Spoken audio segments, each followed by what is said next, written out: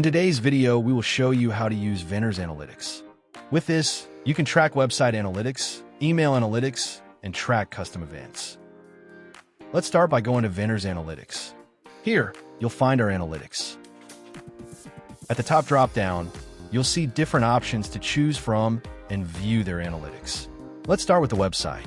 To view website analytics, select multiple options from the drop-down. For now, we'll choose total views, unique users, total click, and time spent per user. Now, our website analytics are displayed. From here, we can analyze everything from total views to total clicks. Now, I will select a single option from the drop-down. I'll choose total views and check the results.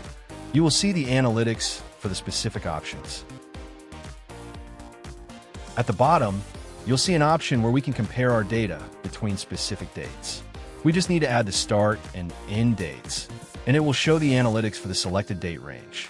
This helps track website insights and performance, identify trends, understand user behavior, and make data-driven decisions to improve effectiveness. To get more specific data, we can add additional filters. Just click on the Add Filter drop-down and select an option. For now, we'll select the country option, and at last, it will show data for the countries. Now, if we want to see data for a single country, just go to the filter option and select the country you want to view data for. For now, we've selected the UK, and the analytics will show data specific to the UK. Now, we will show you how to track email analytics. Now, go to the filters drop-down and select the message option for email analytics. After that, the data will be displayed. This will help us track email data, such as how many emails have been sent in a day.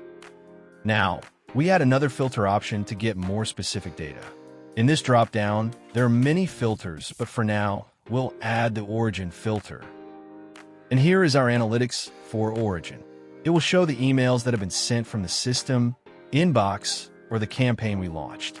You can add more filters to see more specified data. Now, we will check the email status by adding a single filter. Remove the origin filter and add the status filter.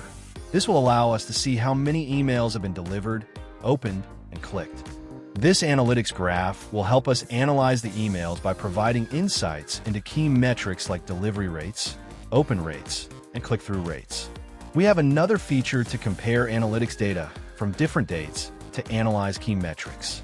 Simply enter the start and end dates, and it will display the comparison data. This will help us compare the analytics data of different dates, such as open rates, delivery rates, and click rates, to identify trends and improve our email campaigns.